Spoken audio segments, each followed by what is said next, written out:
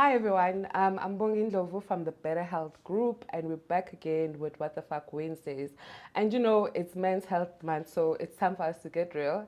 And as today, as always, we brought real people, real questions, answering what's happening on the ground, and just getting deep down in terms of what is happening in terms of the state of men in the country. I'm so excited to have today's gift. We have none other than Luyolo Mphithi. All right, cool. So I think before we get started, I want to give you this moment just to discuss who you are and what is it that you do. Sure. Well, thank you so much to be here, and I think discussing such an important topic, right? My name is Luyolo Mphithi. I'm a member of Parliament, second term member of Parliament, serving in the portfolio of human settlements. And so, yeah, that's just very short. But of course, previously I used to be on women, youth, and persons with disabilities in Parliament, which is an extremely important portfolio. So I'm so happy to be here to discuss these pertinent issues, right? Yeah, and I think today's episode we want to talk about men's health, but not in your everyday gym routines, screenings type of conversations, but to just deep dive the question of masculinity and also what we are as healthcare providers seeing as a crisis of masculinity. And I also just want to deep dive in terms of how did you get into the work that you're currently doing and what centers you in that space. Yeah, I mean, I got involved in politics almost unintentionally.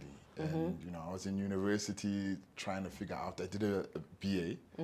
And you know how people in university, like, if you're doing a BA, what's going to happen to you? Yeah, You're like, not going to find a job. what are your plans with yourself? But, I was kind of in that space just trying to figure out what I wanted to do. And funny enough, one day I landed on a poster on campus, which was written, the DA Young Leaders Program. And I decided to apply just to get to know more about politics.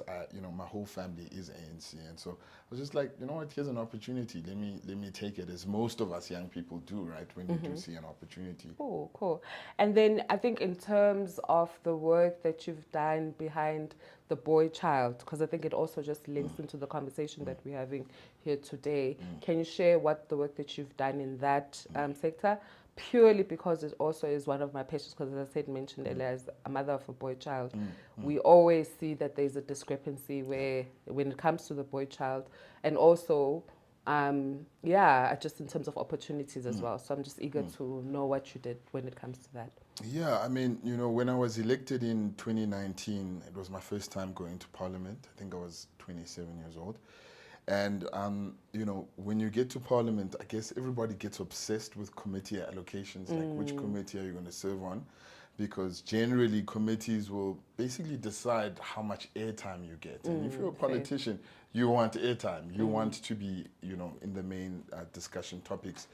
And so I was allocated women, youth, and persons with disabilities. And I was like, well, okay, like this is strange because, it's not like a leading portfolio. It's not a portfolio that one would say, oh, I'll make a name for myself. And but one of the greatest things happened to me when I was allocated to that portfolio. I mean, I was one of two men in a portfolio of only women.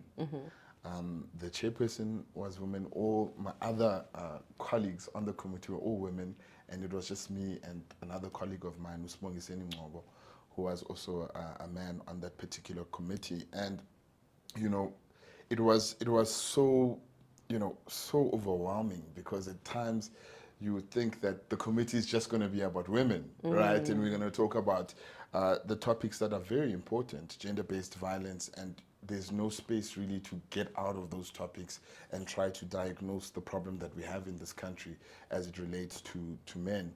And so I think the time that I spent there became so vital, because myself and Ungcobo were so pivotal in trying to bring a different accounting to what it means to be the boy child. And I think conversations around the boy child have almost been so limited, because we are almost, because we are in a country that is pervasive with gender-based violence, that we are no longer asking questions of how do you raise a boy child, what is the boy child lacking in our society right now.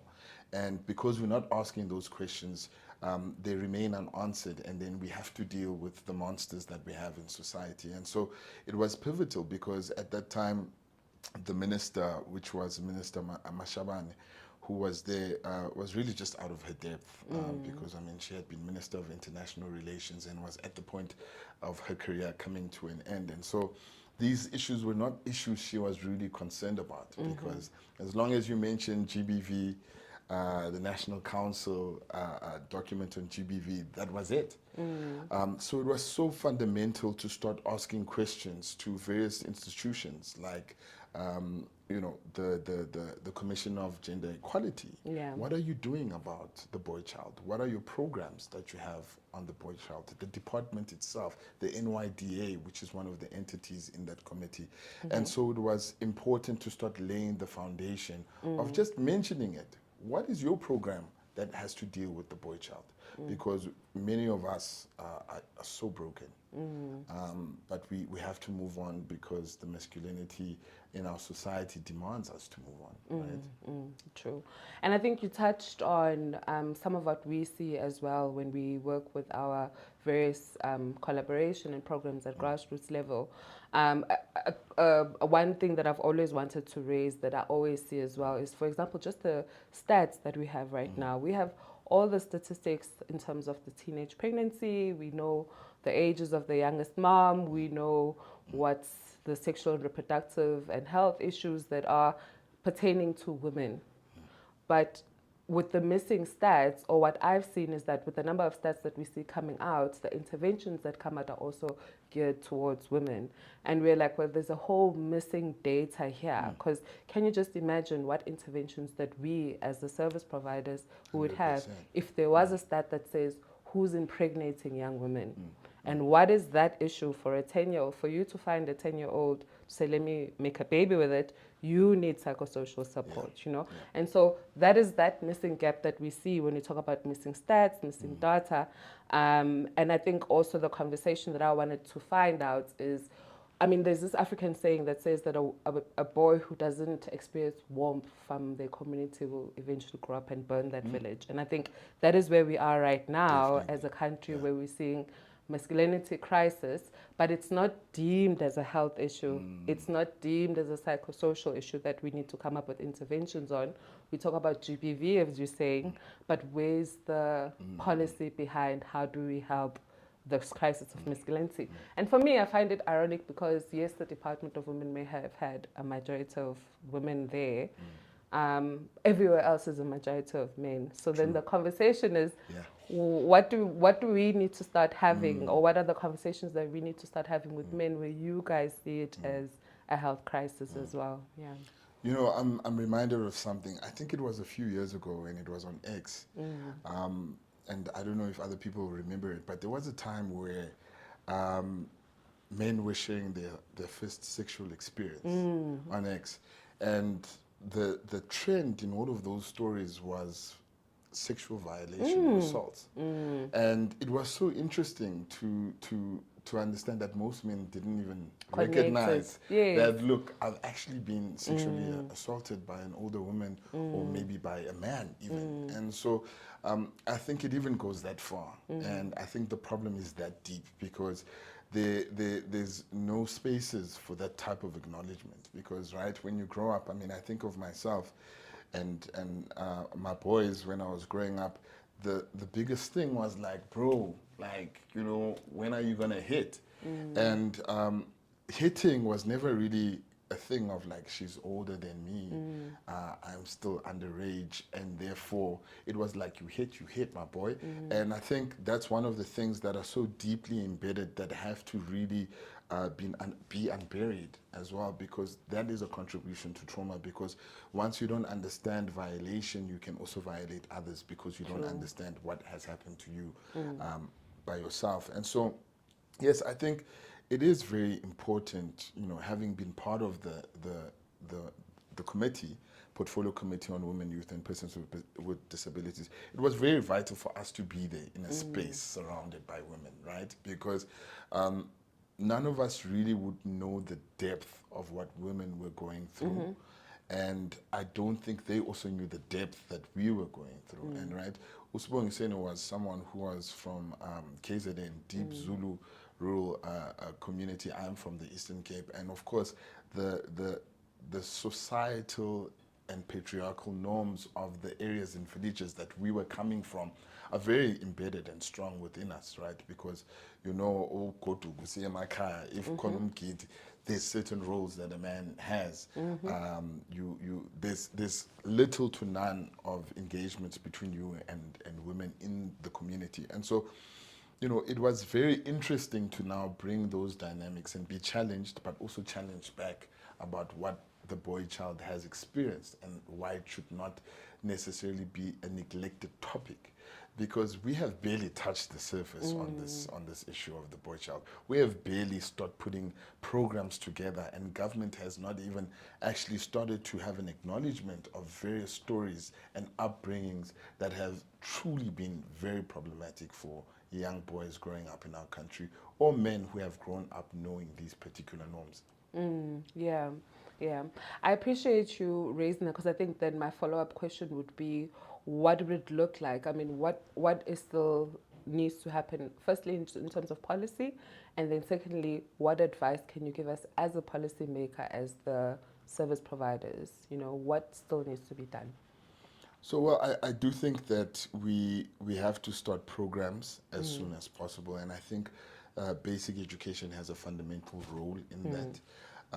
You know, we talk about how curriculum needs to change to reflect where our economy is going to be in the next 15 to 20 years. And so, you know, one of the things that the Minister of Education has said now is that, well, we need to start teaching people entrepreneurship.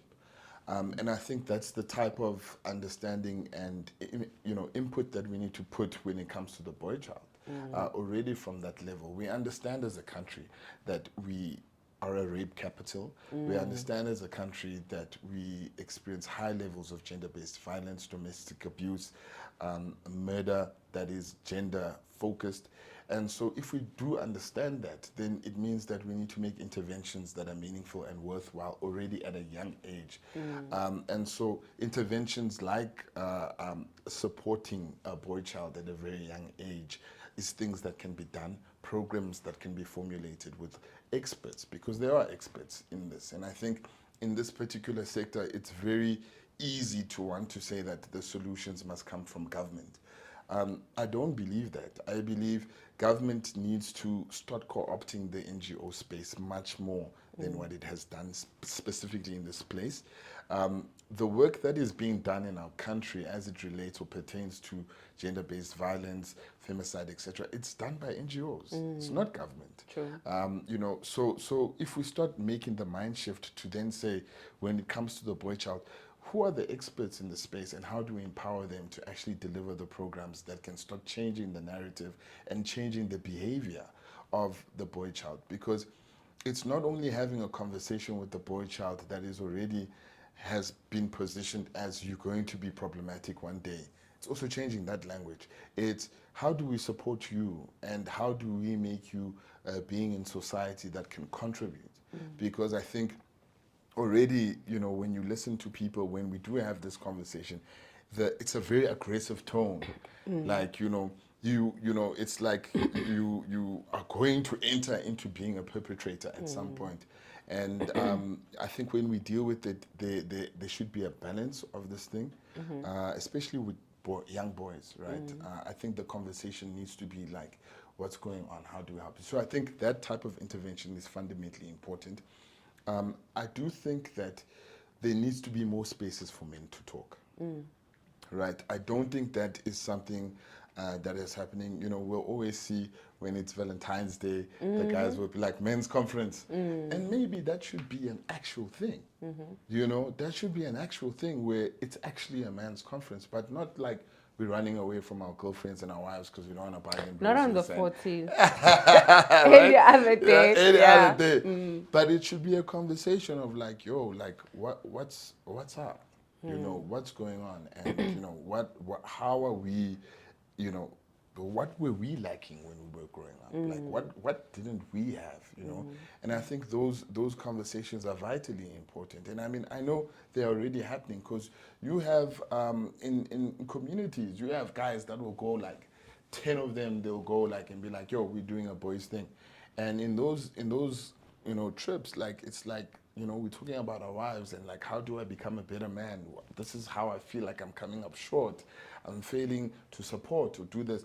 And so they are happening, but we need to do more of that. And we need to encourage more of that because we're all going through the same shit. Sorry to put it out there, but No, we're it's all fine. going through the same shit as Yeah. men. And I think we have to find those spaces. And that, yes, could be government-led through funding for those organizations that are already doing the work, but it can also be community-led as well. There's nothing stopping us in communities to do that work. Yeah, and I think that's where we then play a role because an interesting fact about FAQ Health is that one of our channels, for example, has a leading more male audience than females, which most people find interesting, but it also shows us that platforms such as these, men do join if they are being spoken to. I think it was Nhlanhla Famena Khosa was like, no, with us men, if you're talking to us, you'll find us. If you're talking about us, then that is where a place where mhlampe we will not be interested in attending.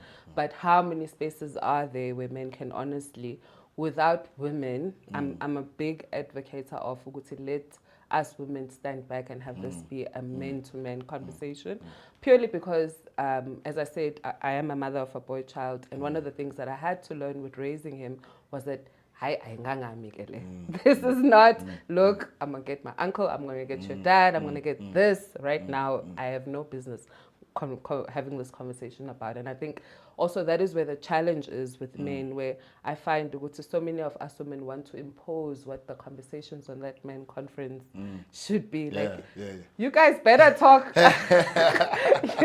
Meanwhile, we are the outside observers, and you guys have a lot of internal issues that might not be societally acceptable for you to voice out. So I definitely appreciate that. And one of the other things is sex. Let's talk about it, right? And you know, besides the first sexual experience, there's the first sexual visualization.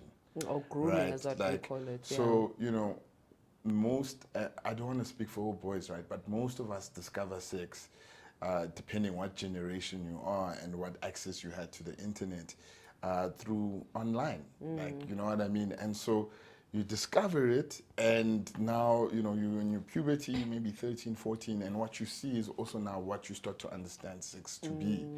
And there's an intervention that's also required at that level because it can easily become such a secretive thing. And secretive to the detriment of the boy child later on, right? Because now here you are watching this porn on your phone or wherever, and then it becomes this secretive thing. And like, so the ideas that are already being created to the boy child, it's gonna happen. You know, it's gonna happen too. But the question is, what conversations have been happening in the home, right? Because that also plays a part. And I think, you know, when we must also be honest, we come from environments where those conversations have never happened. Like, you know, many of us don't have fathers. Fathers are absent. Fathers are just not part of the boy child's life. We need to be honest about it, right? And so what then happens is you start to pick up different father figures as you go along, and start to learn different things. And those boy children that do have their fathers are very much lucky because there's a model of what manhood should look like, which is a great thing, and that's what we want. And so we can't really address the boy child issue without speaking about the fathers that have been absent in their lives. And one can also take that back to, you know, apartheid and the historical nature of dispossession and how, you know, fathers had to leave the rurals to work and leave their families. You know, it is systematic in that way, but things are changing. We are 30 years into this democracy, and that narrative is fading. And so we need to start asking, but okay, if there's no systematic disposition of wealth in the sense that fathers must move to make money and leave families behind, what is it that's happening now in this society where we're still finding fathers not being involved. For And sure. just to clearly say that there are fathers that are For involved. sure, for and sure. we must be clear about that. Yeah. But there are more fathers who are not involved in their I boys' think the lives. recent stat that I saw was that over 50% of South African households are female led. So we're talking about a majority of households where the father is not there. And that makes sense. And I mean, we can talk about the violence, we can talk about the suicide rates, we can talk about everything else that is detrimental to men outside of us females. See, now I think as females, we are just getting the smoke of it because we partner together, but it's an internal friction that is currently happening. And as you rightfully say, that when we talk about just the nucleus of the family and most young people or young boys having to discover what manhood is outside of positive role models. So I think then the conversation is then what then should be the priorities when it comes to men's health? Because whenever, I think as us as FAQ, whenever we deal with young boys, whether we're doing health literacy content, I mean, what's interesting is that we cover as well from sexual trauma and having them recognize that, look, dude, type of your hypersexuality is caused by, can we unpack that versus let's just put a medical band-aid and say you are, or let's label you and say winkinga and then let's move on. So I think that's one of the things that we've taken the time to really, really unpack and support and be there for men. And I think that is shown in the statistics where most of our channels are, especially on Instagram, very high male focused audience there. But right now, when we talk about men's health and it's not just being physical, what do you think needs to be done when we talk about it as a national emergency? Because highlighting a GBV as a national crisis without highlighting the crisis of masculinity for me is just a missed 100%. opportunity. Yeah. Yeah, look, and I'm so grateful for the work that you're doing. It's so fundamentally important in our society. It's not work that is being done as popularly as other, sectors or places in our society. So I think it's so fundamentally important. Look, I think there's from a national point of view, I think there's a lot of work that still needs to be done. And one thing that I've come to learn being a member of parliament is that policy doesn't at times change shit in our country. Like it's just like documents and things that are passed, but there's no reality. It's like the Constitution. Not trying to be controversial, but it's like the Constitution where we talk about everybody has the right to housing, everybody has the right to water. But we know on the ground the reality is not there, and so I think we have to, one, it must be policy led, but it must be led through those who are already on the ground, like yourself, who's already involved in these conversations, and who needs more funding and muscle to get these things off the ground. And I don't want to turn back from the fact that departments like women, youth, and persons with disabilities, who legitimately spend 70% of their budget just on salaries, right? Just on salaries, not even on empowering NGOs who are doing the work on the ground, like giving them funding. Most of these organizations, I mean, at the height of GBV in 20, I think it was 2019, at the height of that march in Cape Town that was happening there, many of these guys were saying, we are housing, abused people in our homes because we don't have money. We need money. We need to get rooms so that we can keep people safe. And they're asking government to do that, right? And we are not doing that because the money is going to salaries. Like, what the fuck? Like, why are we not making that change? And so I think it has to start there. The Department of Women, Youth and Persons with Disabilities needs to change their focus. I think we have a great institution in the Commission of Gender Equality. And, one thing I was grateful for being in that committee was that the Commission of Gender Equality actually started to adopt the issue on boy child and started to make it part of its programs because it understood that they cannot be advocating against gender-based violence without addressing boy child and masculinity in our country. So I was very much, and I'm very proud of what the Commission of Gender Equality has done, but it only stops there. because again, you have other entities. The NYDA is under the Department of Women and Youth. So it's strategically situated to be at the core of these issues, right? And to deal with these issues. And I think it's fundamentally important that we also center the NYDA as an institution that is supposed to lead the youth, particularly in this issue. Yeah, and so I think it's important that, you know, with these conversations, you know, there's also an ability where it's not just have these conversations. They're not simply going to be had.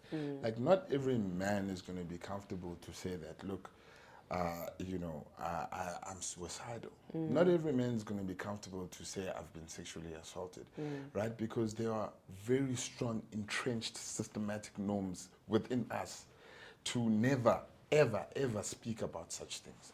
So these conversations are not simply going to happen, right? But what is important is the unraveling bit by bit, which is creating space, like your page and your organization are doing. Those small, as you were saying, that most of your content is most men are watching. That is already a space that is unraveling a little bit of a conversation to say, well, if he can talk about that and that could be his experience, I've had the same experience. And just to be able to identify that there are other people that have had the same experience, even though you might not talk about it, but it's an unraveling of yourself a little bit. I thought I was alone. Right? And it's so important. I might never speak about it. I might never say it to anybody, but to know that there's someone out there that has had that experience just like me means the world. And it relaxes a certain muscle in me to say, okay, all right, okay, I can try, you know? So then, what roles then do you think culture and religion should also play in this unraveling or the supporting of a black boy or the African boy? Ooh. Yeah, because I'm traditionally Zulu as well. Like you know, and we are raised as Zulu women to continue the tradition of. So, for example, how I treat a young girl and how I treat a young boy as the woman, as the woman is very different. And we taught, and I think also as women, that is the role that we're playing in terms of masculinity continuing in its form, because we are the holders of culture and norms, but then it's still a patriarchal system in the same breath. So how do you think culture and religion get placed? You know, it's such an important question, and I really would be lying if I said I had an answer for you. Culture is so fundamentally important to all of us who want to acknowledge our culture. It's something that is a part of our identity. It's who we are, and at times it's very ingrained and mixed-matched with things that we can also identify that, but this one, God, it's a bit, you know, problematic. Yeah. But, you know, one thing that I would say is we are very far and we are very long from truly, you know, having deep conversations about what could be problematic in cultures.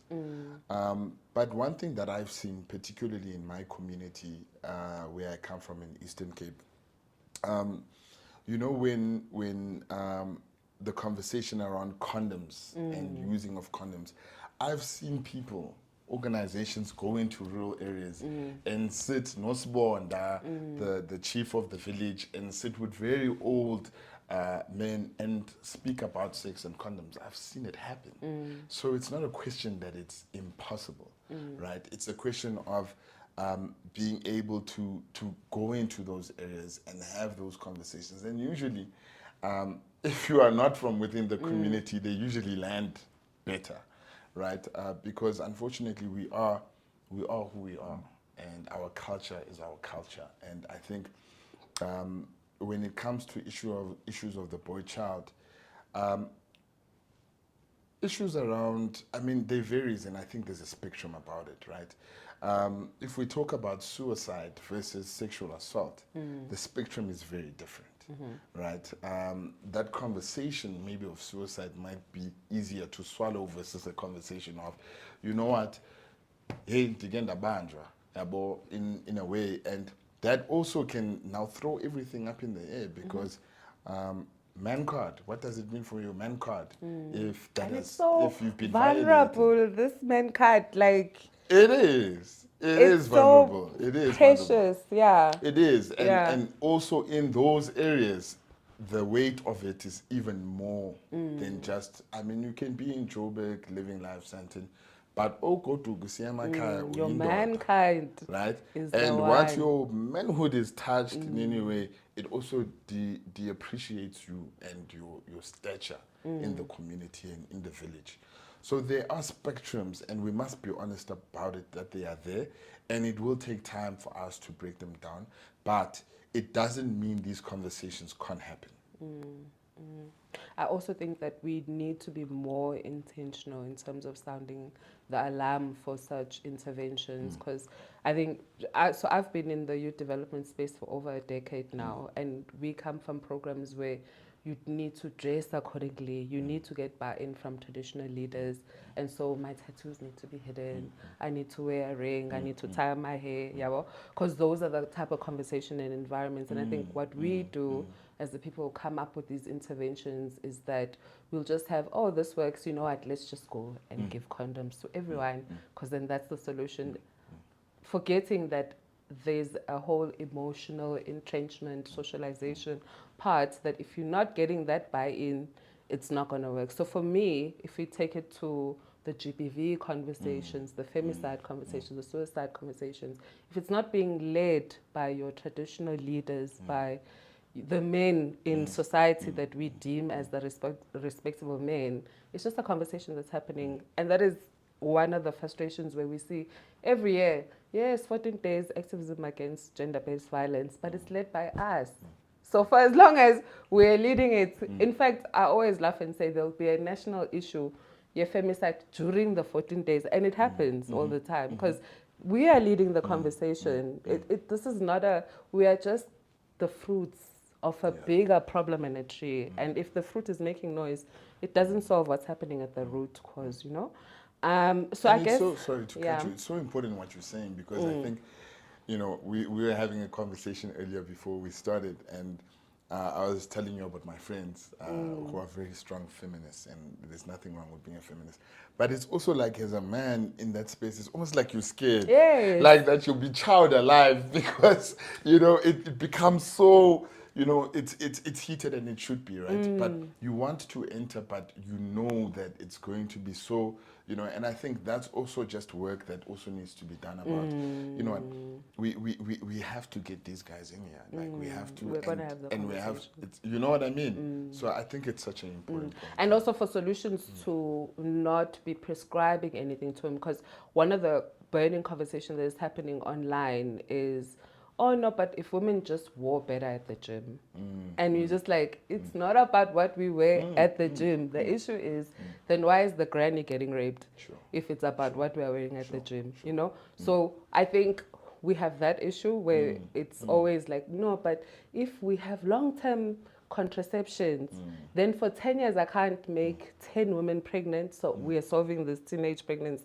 No, but what's your inclination that makes it okay to sleep with 7, 8 women and impregnate them if they're not on contraception, you know? So that is the conversation, to say, what is the crisis of masculinity, and also how do we provide support for you? Because without those conversations, then you miss the support, yeah.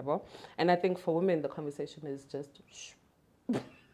That's the biggest lesson as women, to just, this is not our conversation, like, let them, yes, it's infuriating, I understand. Let them have the conversation. Okay, cool. So I think in wrapping, if you look forward on your career, where or what does your legacy look like? Like, where do you want to take this energy of yours? Ooh. You know, it's a very interesting thing because I think, you know, to be in parliament at times can really feel like you have to be, you know, you have to be there. Like, you have to be in the media. You have to get the news. And I think there are so many people in Parliament who are not necessarily nationally known, but are doing the work behind the scenes to contribute to the language of policy, to contribute to the content of the work behind the scenes of getting the issues across the line, ensuring that you liaising and speaking with NGOs, getting their individual issues through the line. Because, in my work in that particular portfolio committee, I can't tell you how many people I was able to have conversations with about depression. How many women I was able to help get into safety houses. And that's why I'm saying that portfolio committee changed me in ways that I can't describe, in making me so aware of my reality and also the reality of people around me. And so I think it's fundamentally important, one, to keep the conversation going. As someone who has struggled with depression before, who has been through that particular journey, and who has been able to see my friends go through it and not have anybody to talk to, who has seen people really dying inside, men dying inside because of what they are feeling. I think it's important that we do stand up and we do share our stories, right? Even though for you, boy, you are not going to be able to say that, but if I'm saying it, maybe it gives you some light. Maybe it gives you something to say, I'm not alone. And I think that's what is important. But I obviously want to continuously help, and I'm not the expert in this sector and in this space. I'm just sharing my stories, and those of you who are in the space know better. And however I can assist, I want to assist, as I've been doing, and I will continue to do so.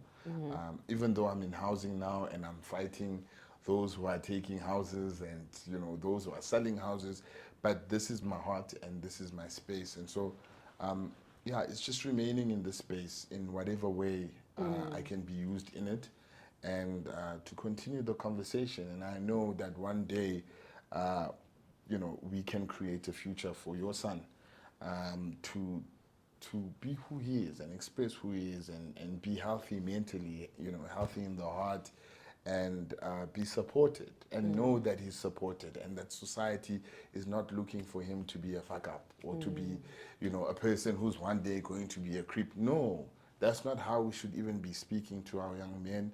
We should be telling them that, you are the head of the home. You are the person who's going to have a healthy relationship with, your wife or your girlfriend or whatever, whatever it is, right? We didn't even get into the LGBTI, but there's so much of that I think that's the space we gotta create, whatever it is.